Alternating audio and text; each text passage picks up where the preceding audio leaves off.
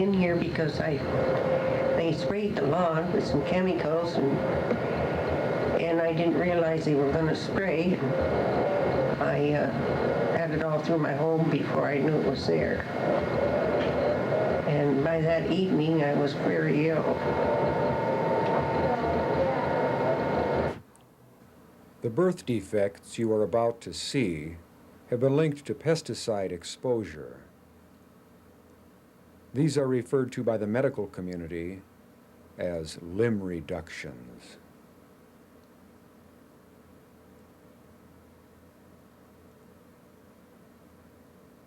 The pesticide suspected of causing these birth defects is captan.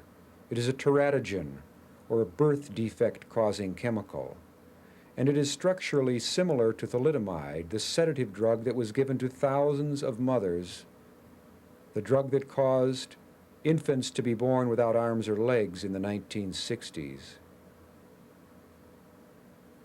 It is the pesticide found most frequently in residue testing of grapes, and it is still on the market. Birth defects and cancers are not the only effects of pesticide exposure. We're now becoming well aware of the neurotoxic effects of pesticides, involving damage to the nerves and the brain.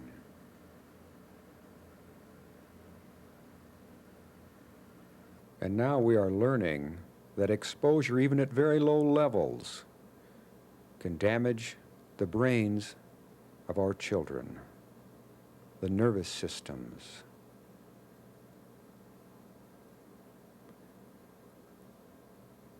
The Office of Technology Assessment, the United States Congress, has found that in general, pesticide poisoning can lead to poor performance on tests, damage to academic skills, motor skills, memory disturbances, inability to focus attention, increased anxiety and emotional problems have also been reported.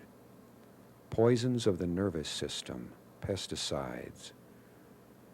Damage occurs at the cell level, the nerve cells, at the synapses or junctions of the nerves. Many pesticides, such as malathion, are designed specifically to attack the nervous system, but we're now finding that these so-called inert secret pesticide ingredients, which make up the majority of most pesticide products, are also neurotoxic and themselves very dangerous. There are over 1,000 of these so-called inerts used in the nearly 30,000 pesticide products on the market today, and some of them are utterly toxic. Acetone, O-dichlorobenzene, and benzaldehyde, which is utterly toxic. You will not find these chemicals listed on the label. They are exempt from disclosure, and all of them are fat-soluble and neurotoxic. The brain, having a high fat content and rich blood supply, concentrates high levels of these solvents quickly. And now the Government Accounting Office is beginning to investigate the pesticide industry. They are finding rampant, false and misleading advertising claims, false and misleading safety claims. Maureen, would you tell us a little bit about the experience that you had with the pesticide exposure? Yes, about 6 years ago, I had contact with a weed killer that caused me to lose control of my legs, and I had to retrain myself to walk. It took about 4 or 5 months. I went to neurologists and spent thousands of dollars while they tried to find out what was going on, and finally it was an article that they read on effects of a weed killer that clued them in that is what had happened to me. It was exposure to that. Do you know what chemical it was? No, I don't remember the name of it right now. Well, when you say weed killer, then you're talking herbicide, obviously. Right. Okay. How long were you doctoring before this was finally, brought to light? Oh, probably about a year. About a year. It was misdiagnosed at first? Well, they thought it might be... multiple sclerosis? Yeah, exactly. And they tested me for that. Maybe some after effects of polio 30 years ago. Mm-hmm. They were just doing a lot of guesswork. Sure. Meanwhile, it's been walk regardless. So, after having gone through that experience then, you are not surprised to hear that most doctors are not trained in the recognition of pesticide or herbicide-related disease. No, I'm not surprised at all. And in looking at some of the literature here, you will note that neurotoxicity or damage to the peripheral and central nervous systems are at the top of the lists and are a main concern. Yeah, it's a main concern to me. Whenever I go camping or anywhere, I have to wonder if there's been spraying done in the area. And just hope that I won't get it again. Have that kind of contact. Maureen, the university is considering at this point spraying a phenoxy herbicide, MCPA, which is toxic to the human nervous system at some level. They're considering spraying this all over this campus in the evening, which hopefully would minimize human exposure, but it would certainly logically follow that immediately after spraying, there are going to be thousands of students walking around on this grass and perhaps lying in the grass. This chemical is absorbed through the skin, through the respiratory tract, and through the gut wall. What are your feelings about this practice at this point in time? My feelings are dandelions are pretty. Physical disabilities are not, so let's have the weeds. Neurotoxicity, nerve poisons, damage to the brain.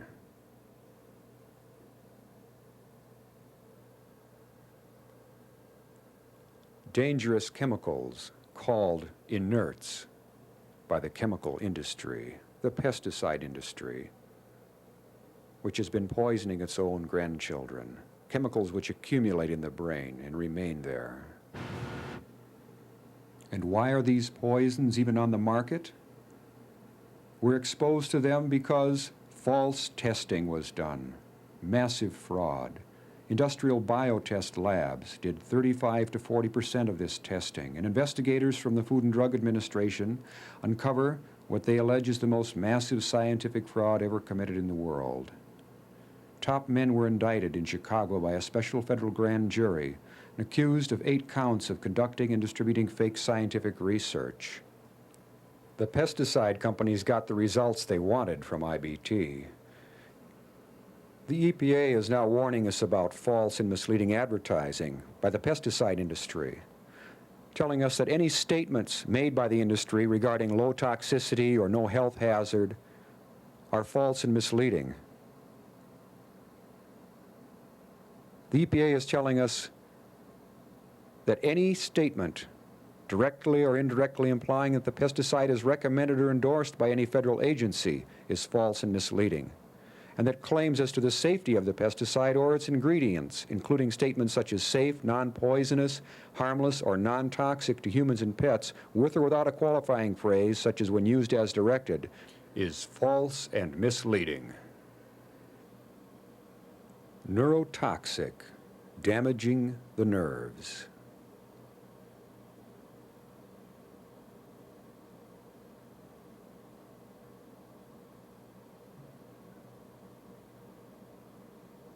Malathion is neurotoxic.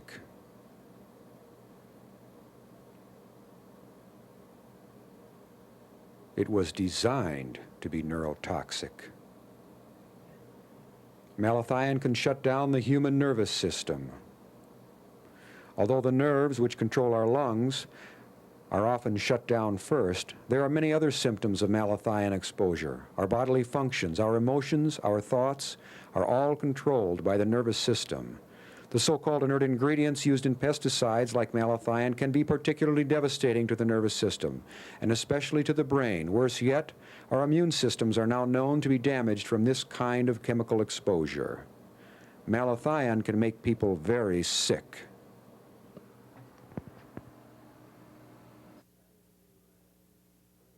The state decided to do some spraying. Some of the people there had requested some spraying be done for a grasshopper problem. Now, in our area, the grasshopper problem was not that great, but some people petitioned it, and so the state decided to come in and spray. The next morning, at 3 o'clock in the morning, my wife was in a full convulsion. I'd like to ask if you had any warning symptoms, Eleanor. Was there anything that you experienced immediately after your exposure that gave you any clues? Well, in the first place, I didn't know I got the drift.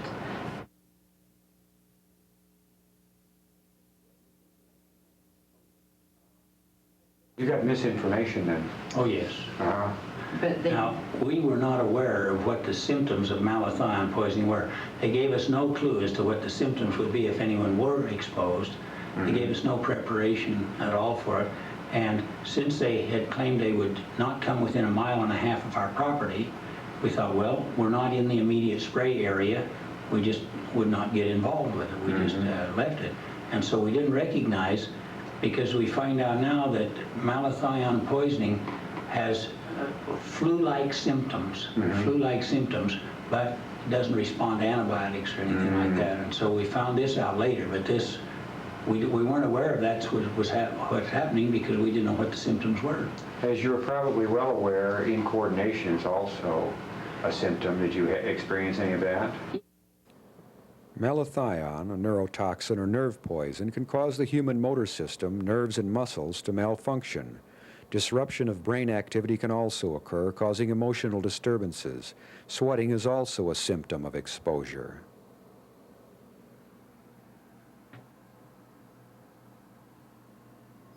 spray. And that afternoon I did get dizzy, but I didn't tell anybody, and I was very, very restless and didn't know why. And it was just hard, it's just hard to believe. I never had such a weekend, and I never sweated so much in all my life as I did that weekend. She got up at midnight to go to the bathroom. Coming back to bed, she bumped into everything, and she woke me up, and I said, what's going on? And she says, oh, your clumsy wife, I'm bumping into everything. And so, but we didn't recognize that as a symptom. The first inkling that we had that there was something wrong was when I heard her making noises and turned on the light, thought she was dreaming or something, and I went to wake her up, and she was in a convulsion and frothing at the mouth, and she chewed up her tongue, and she was in a complete grand mal seizure. And I had a person staying with me, and I called for help, and we put her in the bathtub and tried to revive her, and she gradually came out of it and called the medical, well, it's just a medical center there, and they came and put oxygen on her, and the oxygen helped to bring her out of it. And then they observed her and called for the air evac to take her out. She was taken out by a helicopter? She was taken out by a helicopter, and when they came and checked her, the first thing they asked was, did you give her atropine? And the attendant said, no, she had tachycardia. Tachycardia? I didn't know what that was. Tachycardia is fast heartbeat. I didn't know what that was, but they put her on the machine too, the EKG machine, and it was very erratic. And when the air evac people came, they looked at that and they said, go get our portable machine. And they put that on the other side, and it was erratic too.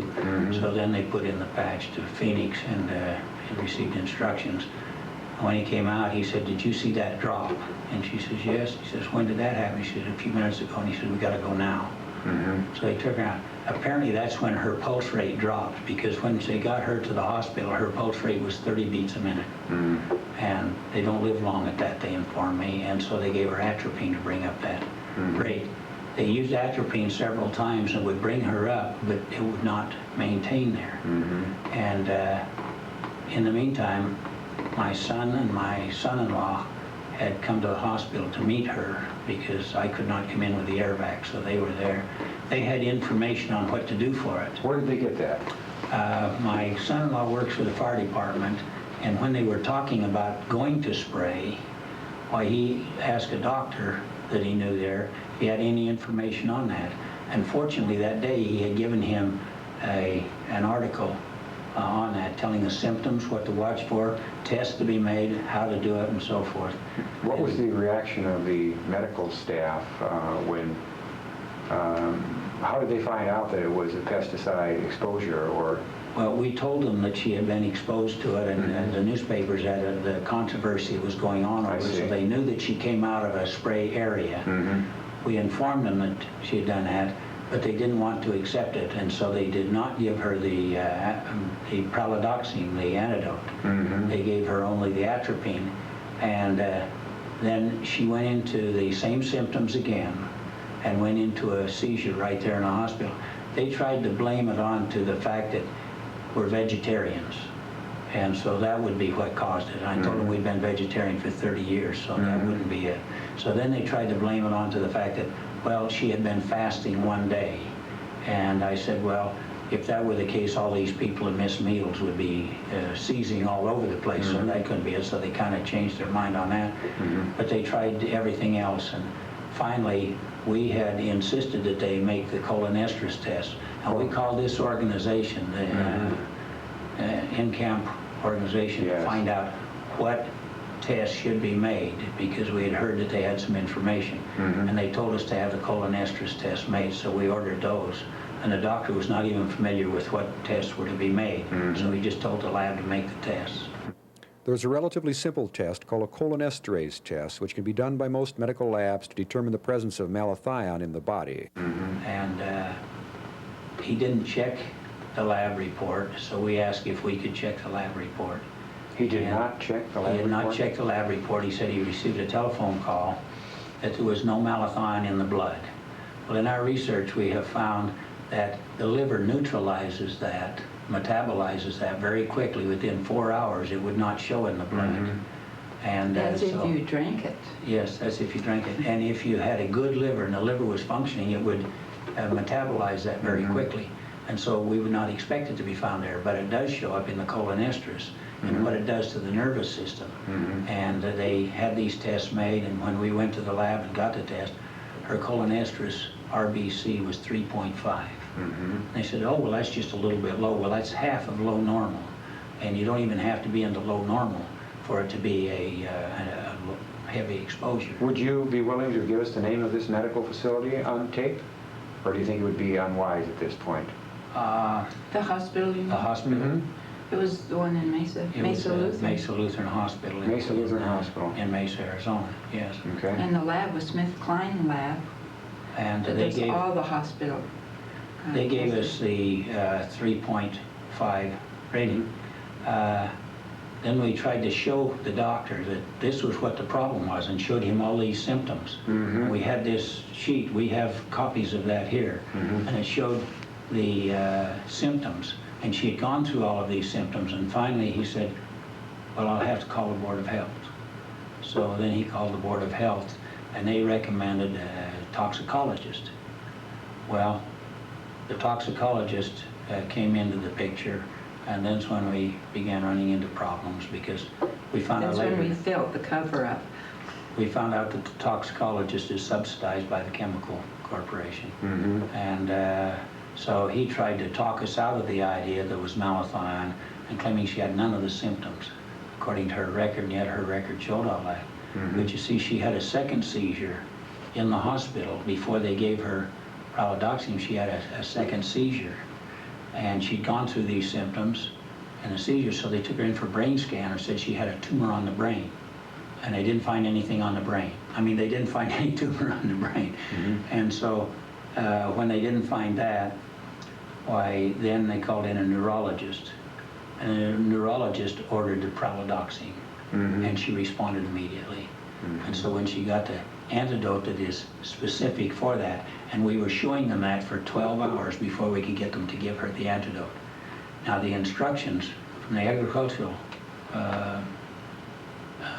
exposure people say that the first thing they're supposed to do is to wash the patient and change the clothes, wash them, shampoo their hair, and take a blood sample and give them the antidote immediately, even before they get the lab report back.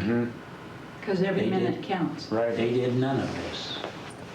And so she was exposed for a long time. That's why she had the second seizure. The second seizure could have been avoided. She was near death. The next symptom was death. The neurologist told us that he ordered in the pralidoxine because he saw she was going down the tube fast.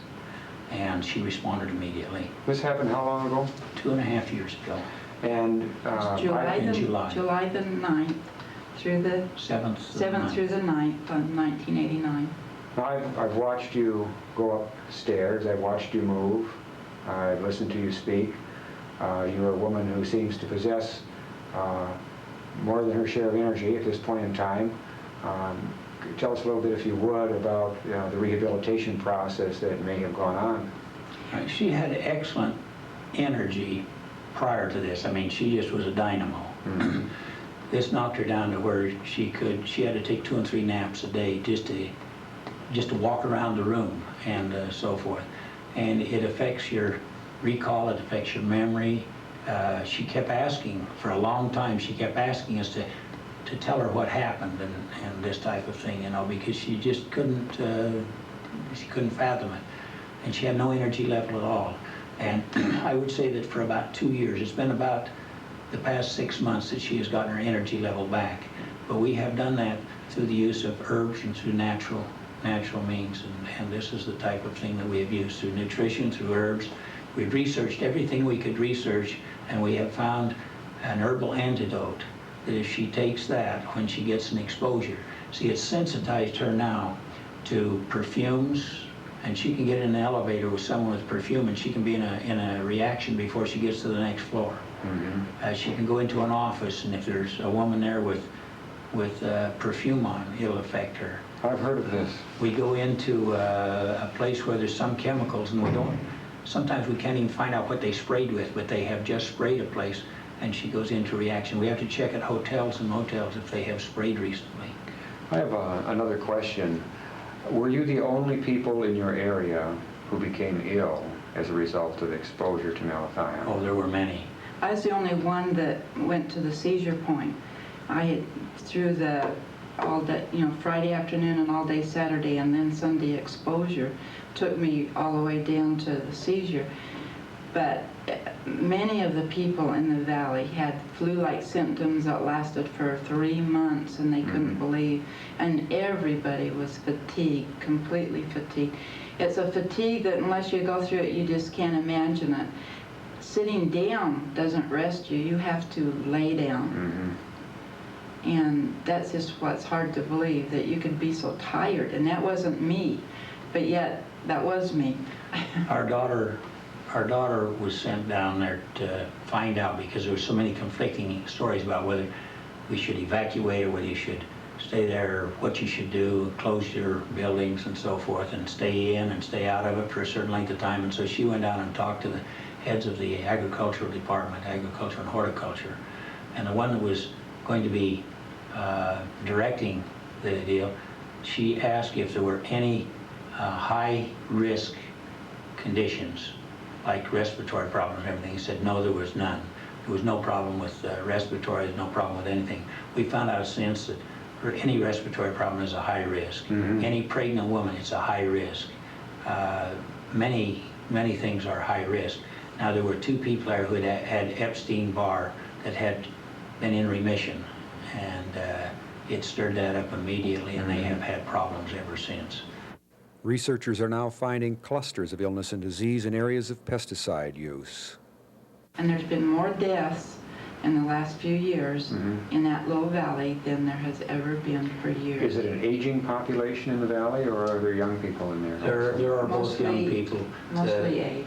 The school principal wanted the school sprayed, and they sprayed the school, and we have had information since that the principal wishes it had not been sprayed because they've had so much absenteeism after that. And from the reports that we got from our reporting in California, they've had a high rate of teenage suicide because they can't concentrate, they can't recall, and they pretty quick they're called lazy, and they're criticizing that, and the kids can't cope with it. We read about that phenomenon in a report that was done by Dr. Mary O'Brien here a year or so ago. You're talking about pesticides taking away our children's ability to learn. I have one other question for you before we close out here. Since this Videotape will probably be shown on Missoula Community Access Television, public TV, the People's TV, and perhaps beyond. Do you have a message for the people of Missoula, Montana, or for the people of the planet Earth about pesticides that you'd like to share? I think I'm wearing the best sign that they can have. Say no to pesticides. I got this at the booth. Now, And I'll probably wear one for a long time. Not all three, but... what we're finding is that people, we're told half-truths. For example, we're told that malathion is the safest of the insecticides. Well, the reason we find that out is because it hasn't been tested for as many things, so there's all these data gaps. So if the others are tested for 10 problems and this is only tested for 5, then it's safer, you see. And then they tell us that it breaks down in a matter of hours, but they fail to tell us that it breaks down the malatoxin that is 10 to the 4th power more toxic than the malathion. They also do not tell us about the what are called the inert ingredients that are with that, and these sometimes are 10 to 45 times more toxic than the malathion itself. So that's why people become sensitized to other things. Now, we had to change and get gas at a different gas station because the additive that they're using with one of the gasolines is one of the things that she'd been sensitized to. And you find that she's sensitized to chlorine now that she had never had any sensitivity to, see. And so we're finding this sensitivity to other chemicals. MCS, or multiple chemical sensitivity, is now officially recognized by the federal government. MCS can be disabling. 15% of the American population is now estimated to be suffering from MCS. Sadly, most MCS victims do not know what is causing their chronic health problems. Malathion, a widely used pesticide, often illegally described as safe, an organophosphate or nerve poison. Acute health effects include anorexia, effects on the heart, including bradycardia and tachycardia, and heart block, central nervous system impairment, coma, confusion, dermatitis, diarrhea, dizziness, vertigo, EEG and EMG disturbances, ocular or eye pain, dark or blurred vision, cataracts, abdominal cramps, heartburn, hallucinations, headache, hepatic or liver damage, incontinence, muscle atrophy, twitching, nausea, bronchoconstriction, chest tightness, productive cough, wheezing, pulmonary edema or fluid in the lungs, frothing, salivation, shock, insomnia, sweating, vomiting, weakness, and death. Chronic effects include impairment of the frontal lobe of the brain. The liver converts malathion to more toxic compounds. Residues persist for 1 to 3 days on crops, 2 to 4 weeks on indoor inert surfaces, and 3 to 12 months in stored products. 2,4-D, acute health effects include abdominal pain, anorexia or weight loss, central nervous system damage, coma, convulsions, dermatitis, diarrhea, EEG, EKG, and EMG changes in the eye, irritation, meiosis, and tearing, liver damage, incontinence, mucous membrane irritation, muscle twitching, stiffness, nausea, neuritis, paralysis, peripheral neuropathy or numbness in the arms and legs, chest pain, respiratory depression, stupor, sweating, tachycardia or rapid heartbeat, tremors, ulceration of mouth and throat, vomiting and weakness, death due to peripheral vascular collapse. Chronic effects include dermatitis, depigmentation, and paralysis. Suspected effects are carcinogenesis or cancer, demyelination of nerves and functional disturbances in the brain, growth depression, mutations, prenatal damage, death due to cardiac failure. If you think pesticides are safe, think again. Tragically, effects of pesticides can be transgenerational, passed from grandfather and grandmother to father and mother through a reproductive fluid and mother's milk. From father and mother to child, the concentrations of pesticides may increase or biomagnify. Pesticides contaminate groundwater. Pesticides drift through the air for miles. If you can smell a pesticide, it has entered your body. The passage from the nose to the brain is very short. Pesticides are biologically active upon the eye, where billions of damaging molecular impacts may occur each second as a person walks or drives through the invisible cloud of pesticide molecules even days after spraying. The development of multiple chemical sensitivity, or MCS, is often marked by a very heightened or acute sense of smell called cocosmia and by profound or chronic fatigue. Development of cancer usually takes longer, except in children who are at greatest risk. Chemical injury, chronic fatigue, multiple chemical sensitivity, damage to the immune system, and AIDS-like illness all can be caused by pesticide exposure.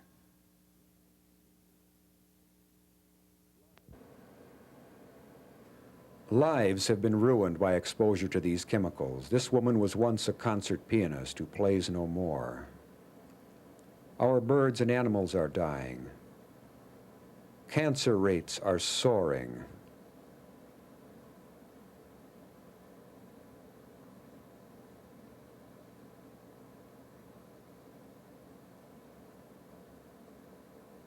Childhood cancers are on the rise.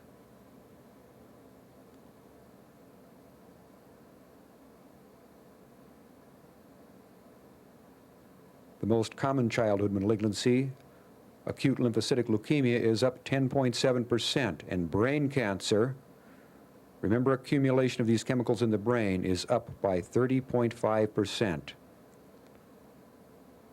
Dogs with cancer, herbicide linkage to cancer in dogs. And once again, research confirming that 2,4-D causes cancer. There have been cover-ups of many of these studies. Of the 34 most commonly used lawn pesticides, 10 are known to cause cancer, 12 cause birth defects, 7 cause reproductive effects, 20 are neurotoxic, 13 cause liver and kidney damage, and 29 are sensitizers or irritants. And the regulations which should protect us are weak. Here we read that 81 active cancer-causing ingredients have been found, but 47 of these ingredients have not been canceled. Long before the newspaper articles appeared, researchers were discovering cancer clusters in farming communities, Early Mart, California, where the childhood cancer rate is 12 times the national average, and in a nearby town, McFarland, with an 8-fold increase in cancer among children. Pesticides are suspected. Of 316 pesticides with residue potential, only 41% can be detected by current multi-residue testing methods. Of 293 pesticides with residue potential, none can be detected by the multi-residue method. Some of the data on which tolerances were established, including CAPTAN, was provided by industrial biotest labs. This lab was found to be reporting fraudulent data and was closed in 1977. 2 of the toxicologists went to jail, as we learned earlier. It is estimated that it will take the EPA well into the 21st century to make sure all pesticides currently on the market meet current health and safety standards, and the safety of older tolerances and exemptions from tolerances have been assessed. In 1972, Congress passed an amendment to our Federal Insecticide, Fungicide, and Rodenticide Act, requiring that all pesticides currently on the market be re-registered using current health and safety standards.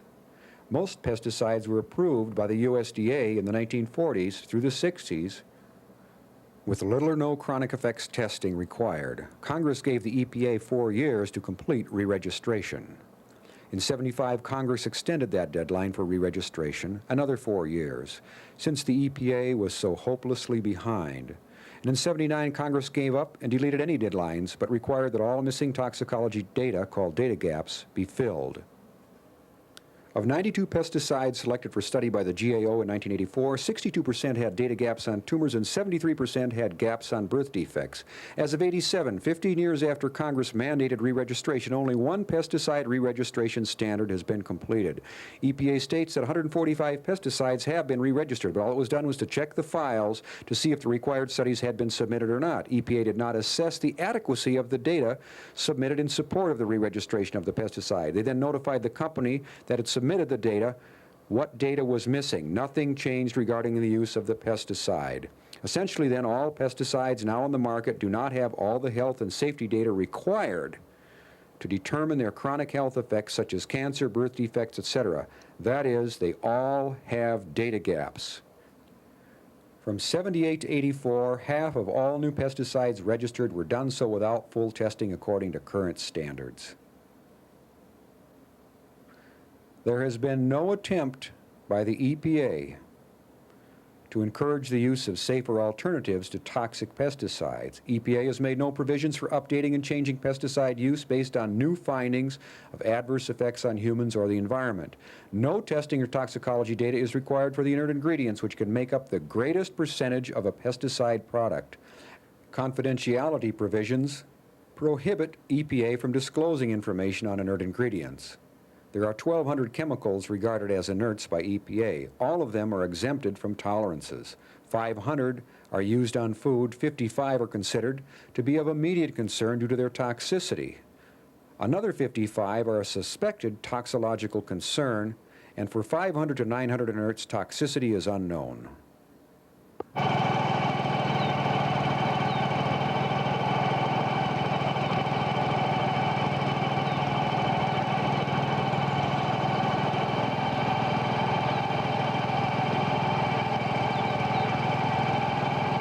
My feelings are dandelions are pretty. Physical disabilities are not, so let's have the weeds.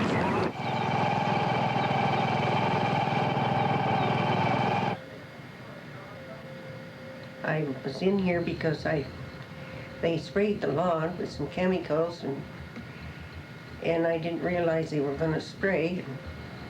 I had it all through my home before I knew it was there. And by that evening, I was very ill.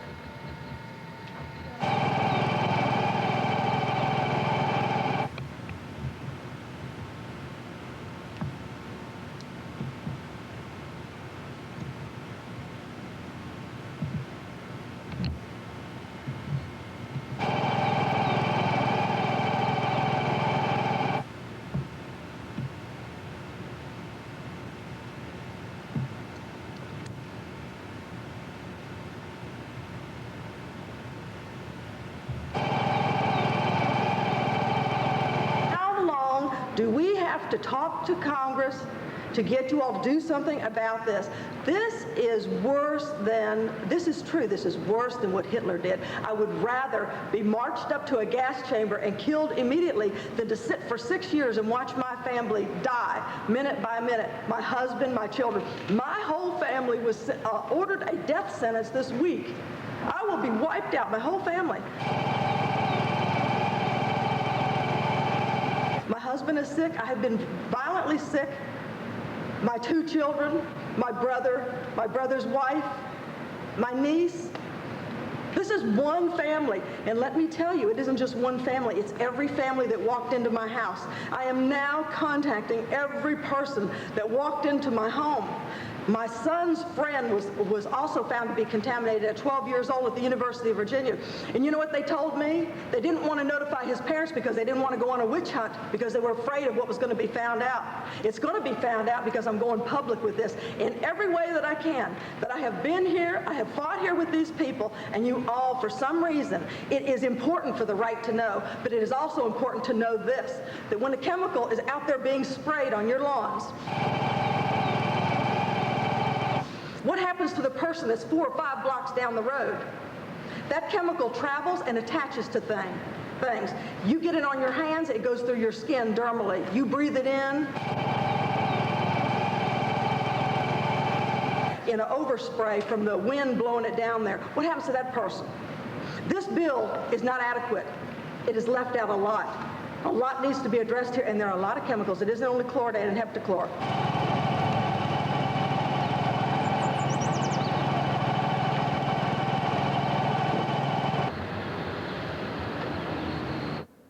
Do you think pesticides are dangerous?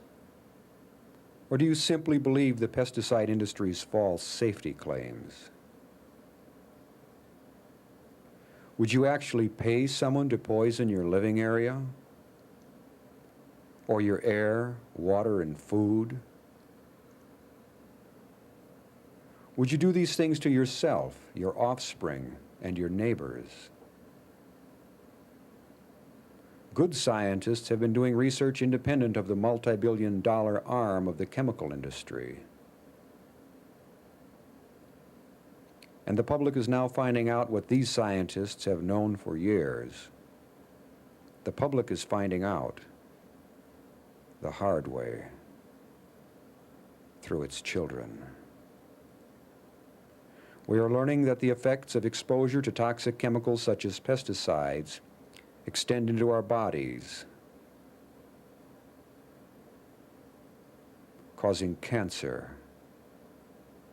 We are learning that these toxic chemicals damage the nervous system, the brain, the digestive systems, the endocrine or hormonal systems, and the immune systems. We are learning that the effects of these poisons may not show up until our next generation, in our children. We are learning that the offspring of pregnant women who are exposed to these poisonous pesticides on the 56th day of their pregnancy are at great risk.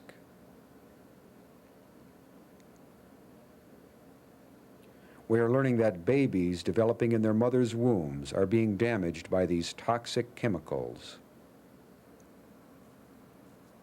permanently.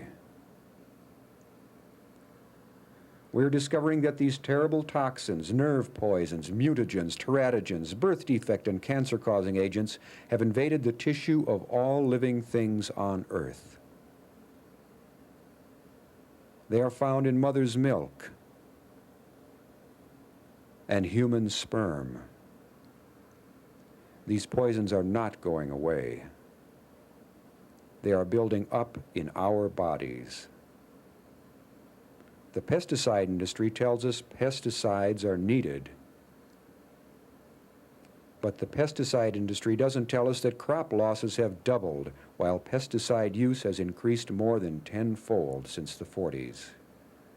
And the pesticide industry won't tell you about Cancer Alley down south, around the manufacturing plants where the pesticides are being made, where the cancer rate is 18 times higher than the national average, where funerals outnumber live births, or about towns where there have been no live normal births for 2 years. There is a lot we are not being told, but we are finding out. Whether we want to believe the evidence or not, in reality, pesticides are poisoning and killing mankind and the world we must live in.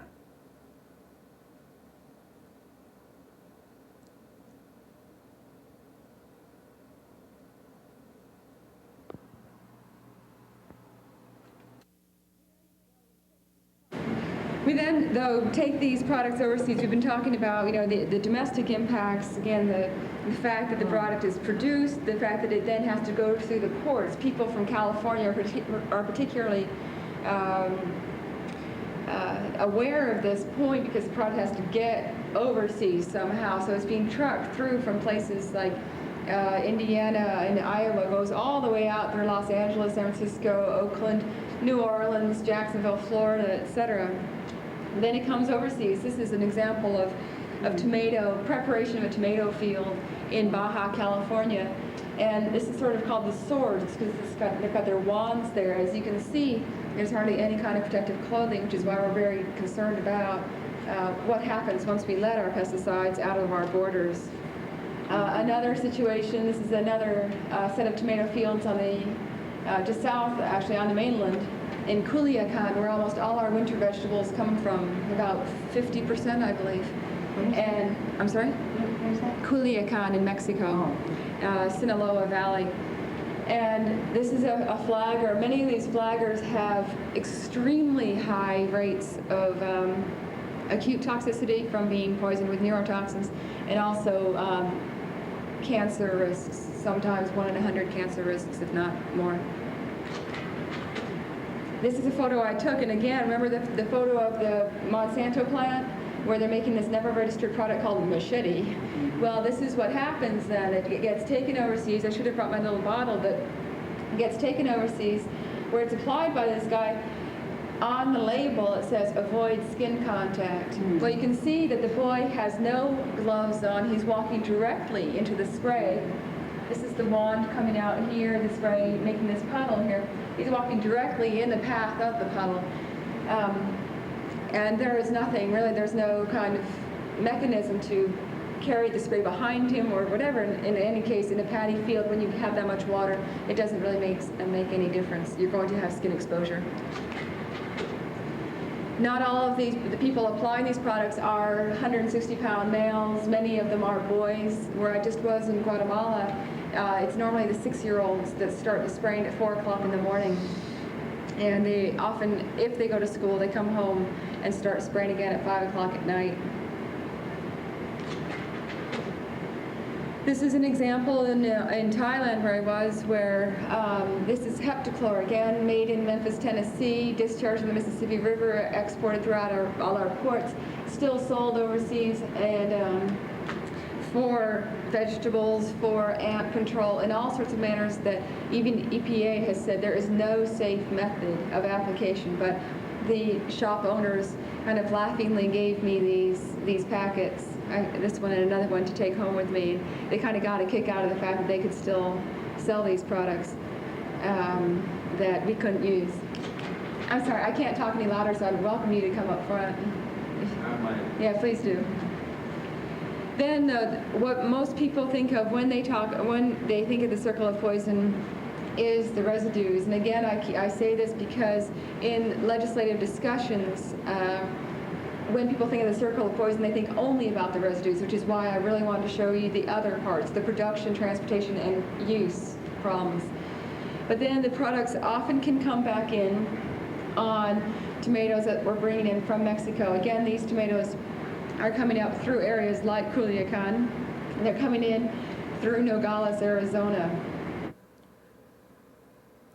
Pesticides which are banned from use in the United States are shipped to Mexico and Central American countries for use on food crops there. That produce is then shipped back into the U.S. It is the job of the U.S. Food and Drug Administration to check it. They then go to the Food and Drug Administration, which is supposed to be open, I believe it's 9 to 5 or 9 to 6, Monday through Friday. Well, we sent a film and a videographer and a photographer down, and on a Friday afternoon there was no one at FDA, which meant that the tomatoes could go through with no one checking for the residues. The problem with residue checking, however, is that the Food and Drug Administration can still only check less than 2% of all the of all shipments, and less than half of all pesticides. So, and in the example of these never registered that we've documented, until last summer, none of them were being checked. 4 out of 5 were not being checked for at all, and only after we caused a real ruckus did FDA say that they even were trying to test. What is very important to the U.S. government and to a lot of people is the cosmetic standards. Pesticides poison and kill.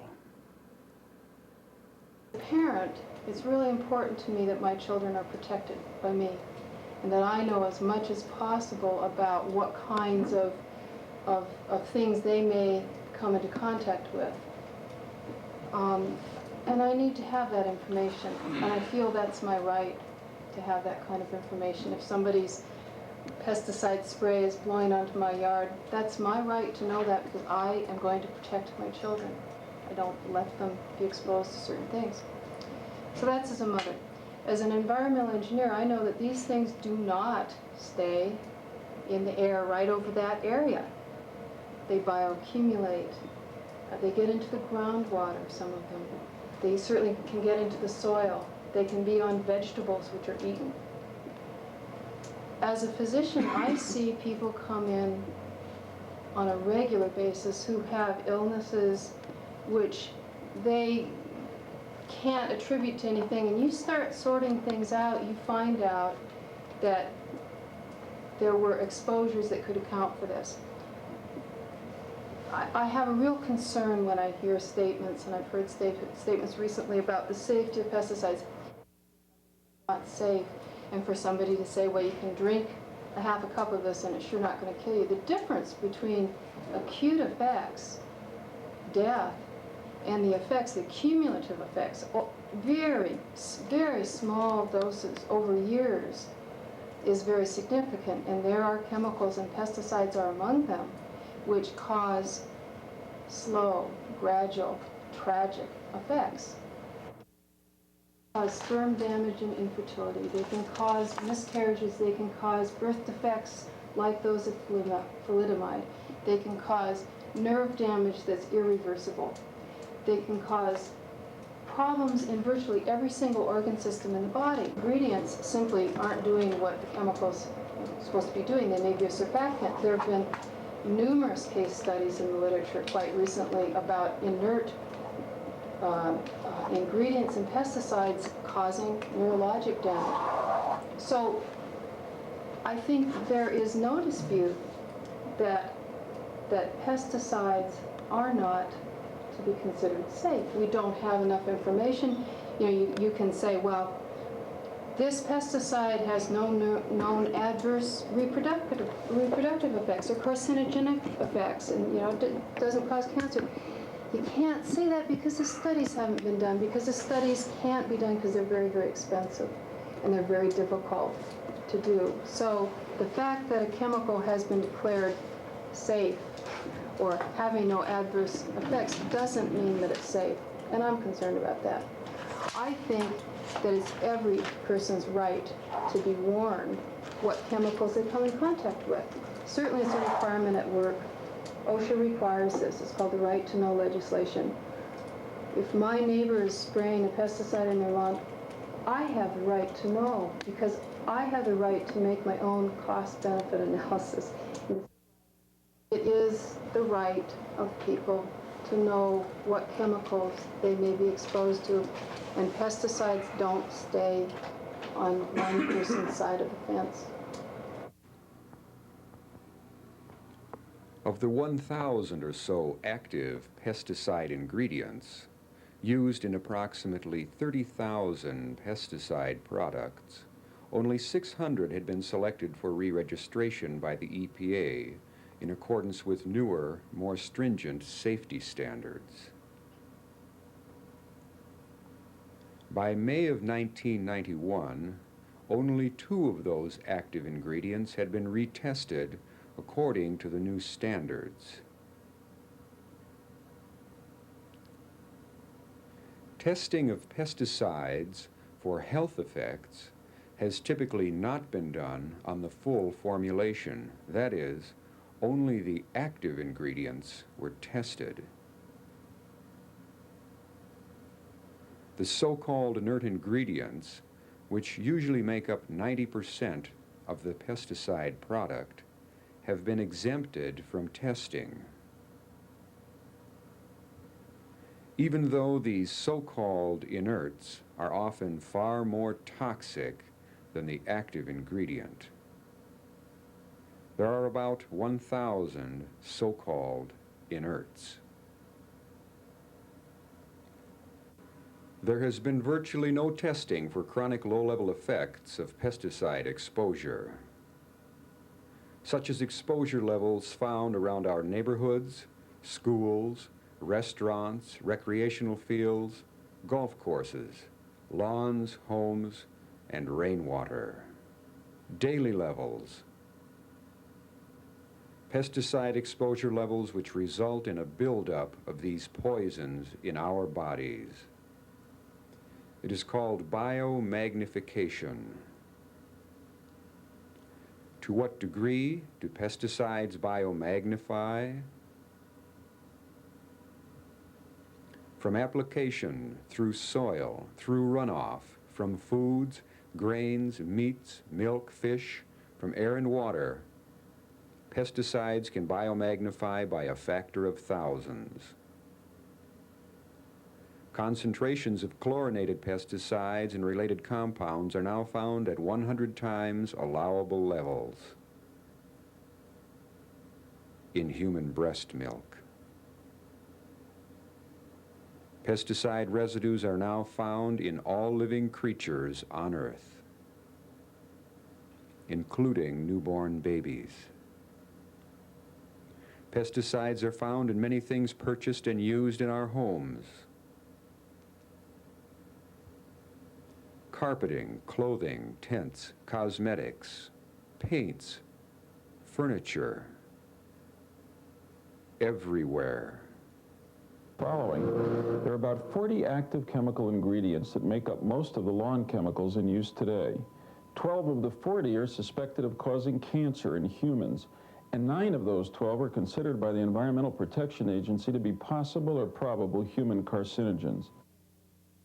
Please, senators, do something about these pesticides. They are robbing me of my childhood. I'm so angry that my country has let me down for allowing these chemicals to be put on the market without any testing and to be applied by any untrained person who knows nothing about the danger these chemicals cause. Pesticides are very dangerous.